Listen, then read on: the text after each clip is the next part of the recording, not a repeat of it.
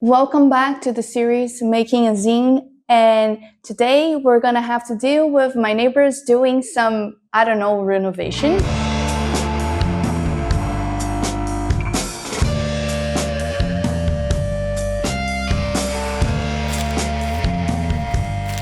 While the renovations are not a joke, they are not why we're here today. Today we're going to talk about the process of producing the zine that we made on our last episode. If you didn't watch the last episode, I'm gonna link it here in the video, but an overall look at it is that basically at that point I had the content of the zine that we were going to make, and that content was the interview I made with Isar Tagão, who's a Brazilian thriller writer. And in the last episode, we spent some time thinking about the design and, how I wanted the zine to look, the influences that I had, really what was the project's visual identity. And we came up with a cover for the zine on that episode. But I didn't want to share with you all of it. I don't know if you can hear it, but they are hammering something really hard right now. And it's also like the height of summer in here, so it's really hot, and I have every window and everything shut so the sound doesn't get too loud. But due to that, I am dehydrating in the process. So if I look damp and sweaty at some point, it's because I am. Anyway, so in the last episode, we came up with the cover of the zine, but I didn't want to fully share with you guys what it looked like because, I like to keep the suspense. I like to build momentum. But today we're going to see the whole thing. And I think to start that journey, I want to talk about the production process. So basically, I kind of showed a little bit how you organize the zine and on last episode, like how you should order your pages in order for you to print it out, and like what it goes in the front, what goes in the back, and all of that. It's a little bit complicated at first, but eventually you kind of get the hang of it. But then, I didn't want to just go ahead and print out like a bunch of zines before I saw what it looked like physically, because I wanted to make sure that the colors were right, everything was like where it should be and how it should be. So what I went ahead and did was that I printed out a test version, and this is our test zine, first edition of the bulletin. And as you can see, it looks decent. It doesn't look bad, but once you start to going through it, you realize some things can be kind of better organized, or some colors can be a little more muted or a little brighter, where the text is might not be ideal. So I'm gonna show like up close to you guys, but I'm gonna start going through it, and I'm gonna talk about it a little bit. This is the first page. This is like the introduction to it. I took like the pattern of Rio de Janeiro's calçadão of Ipanema, and put it here because Isa's books mostly are set in Rio de Janeiro. So I thought it was like a good connection to her books in here and like the stories that she likes to tell. But I made it black and white. So everything, her books are very heavily influenced by noir and like this kind of mystery detective, and I wanted to give off that vibe in here. But then there's already something that I noticed on this first version that I didn't quite like, which is you can see there's a little bit of a spill in here. I already don't like that. It looks sloppy and not in a fun way. It just looks like, what is this? It is disembodied. And also, I didn't like that the red in here is a little too dark and it's difficult to read. So I was planning on changing that already. So that's the first thing that I've noticed.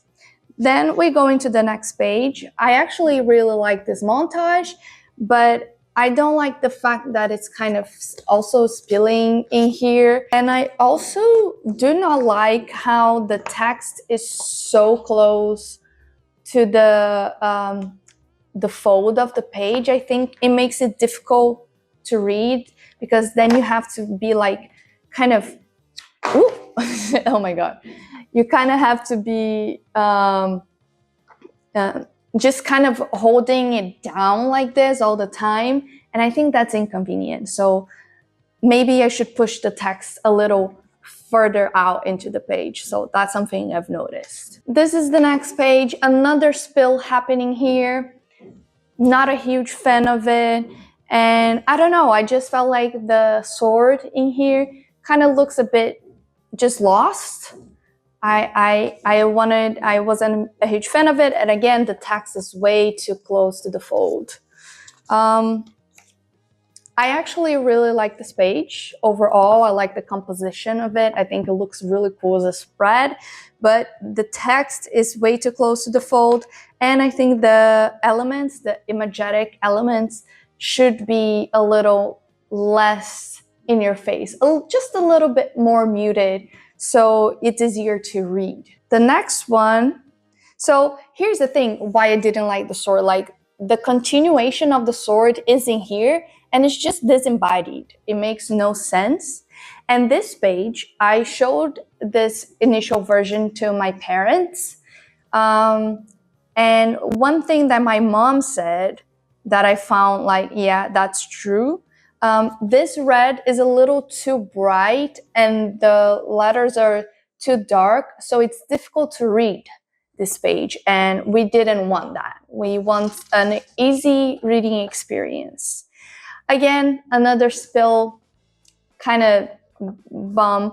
And then we have an issue here because basically what happened, I have the ending of the interview here, good, all perfect, it's lined up, and then I kind of accidentally repeated the end of the interview in this last page.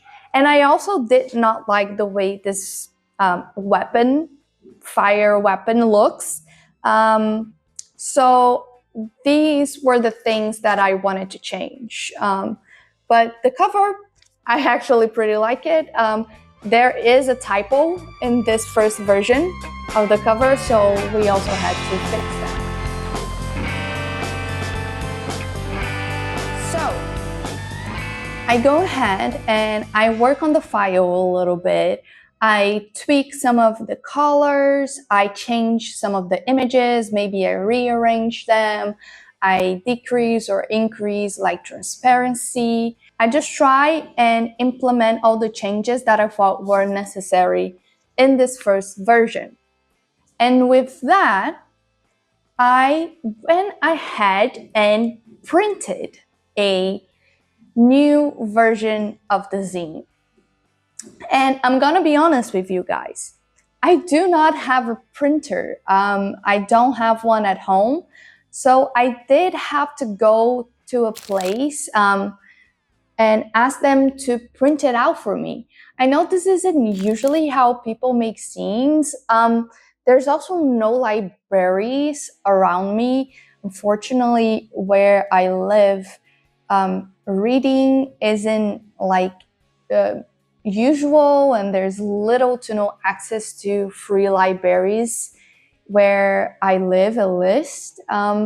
So I had to go to a place and asked them to print it out for me and pay for it. Hopefully I'll find a way of getting a printer, but I didn't want to spend that amount of money on this first project because a printer is not cheap. And, I just was testing out this new thing. So I went ahead and went to this place and asked them to print it out for me. And then we get this second version. Okay, so first of all, the cover didn't change at all. Like visually, it's still the same cover, so it's not as fun. I did add a few elements to it, so I fixed the typo in the text. Something else that I did is that I added under the title, the bulletin, I added Primeira Edição Física, which means first physical edition, because the bulletin is already a newsletter that I write. So this is like the first physical edition of it. And I also added to the top like the price of the magazine, but it says zero reais, because I'm not gonna charge people, at least now. Perhaps one day, but this one is just for fun, just to see where this goes. Then we will open it up, and the third thing that you can see is that no more spillage in here, so that's good. The red in this initial sentence, it's much brighter, so it's easier to read on the black background. And I also push the text a little to like outside the page, so it is not as close to the fold. So already much better. Oh, and I also added the numbers of the pages to the corner of it. So yeah, it makes it look more important. I don't know. As you can see, I pushed this montage a little farther out into the page, so it's not bleeding in here. Also, the text is a little farther out, so that's good. I don't have to be like doing this to read. I can just kind of hold it like this. You know what I mean? Like I can just kind of flip through. I changed the way the sword kind of was angled. Now it's just kind of across the page, and it doesn't bleed into the next page. It's not confusing, like it's just the whole thing in one page. And I also try and have some empty pages just so the reading was as like heavy. I don't know how to explain, like it's way too much information. So this page, it's pretty much the same design. I pushed the text out, and I also kind of decreased the transparency in all of the image elements, so it's easier to read. The text kind of stands out a little more than the rest of the elements. Then this page, I decreased the transparency of the red background. I thought it was the better option. So it's still red, but the text, it's easier to read. It's more like popping out a little more, so it's not so like tiring on the eye. The next page is just the same one, the page with the shovel for one of her books. And then I completely changed the final page. Of course, that one was a mistake because it was repeating the same final part of the interview. But I decided I did not like the way the fire weapon looked, and I thought it would be cool to have like a final like call to action, because I am a marketing girly after all, like a call to action to kind of follow the YouTube page and the Substack and also my Instagram, so people can be updated on like whatever things I'm working on. This was the final version of the zine. I was satisfied with. I feel like there are definitely things that I will eventually want to completely change, or the next one that I do, that I will like just have a completely different mindset. But I really enjoyed this version, and I asked them to print a couple more. And now I have a few zines lying around that I need to send out to people. I have a few people in mind that I want to send out. One, I'm going to keep it because I want to have it as a souvenir of this first attempt, which was really fun. And also, I have to say, I really enjoyed the process of making the zine. It was really fun. The whole thinking of an editorial line, looking for people to interview, subjects that I find interesting, that I thought other people might find interesting too, and kind of going after it, scheduling, recording the interview, and kind of editing it. It was just a really pleasant process. It took some time, mostly because I had other things going on in between. But the making of it itself was really, really fun. And I highly recommend that you make one yourself. It's very accessible. You can use tools that I use. I use Canva. It's a completely free online editing tool. And you can write about anything you want. You can ask a friend to write something for your zine, or you can ask them to send out pictures or drawings. You can make it collaborative. It's a really, really cool process. And what I most enjoyed about it, it's how freeing it is, in a sense that I didn't have to wait anyone to give me permission to go and do this. Only I just wanted to do it for myself. I just had to have the kind of impulse of okay, I'm interested in this subject. I think other people might be as well, and I'm just gonna do it. And as a creative and as a writer, oftentimes you spend a lot of time just waiting to be told that you can or you're allowed to do something. And what I've realized making this is that I don't really need anyone's permission. I can just go ahead and do it if I feel like it. Creative projects are there for this, and I'm definitely going to be repeating this process at some point. But something that I'm thinking about this is that I want to distribute this to people. And I need to think of a way of doing that, of distributing that to other people. Definitely, I'll give out to some of my friends, and I'll definitely give one to Isa. I think she'll really enjoy seeing this. She was awesome to interview. How I'm going to get these to people, it's something that I'll have to think about for our next episode, which is going to be interesting. How the hell am I gonna get these in people's hands? So I don't know why, but my camera just stopped filming right at the end when I was doing the outro.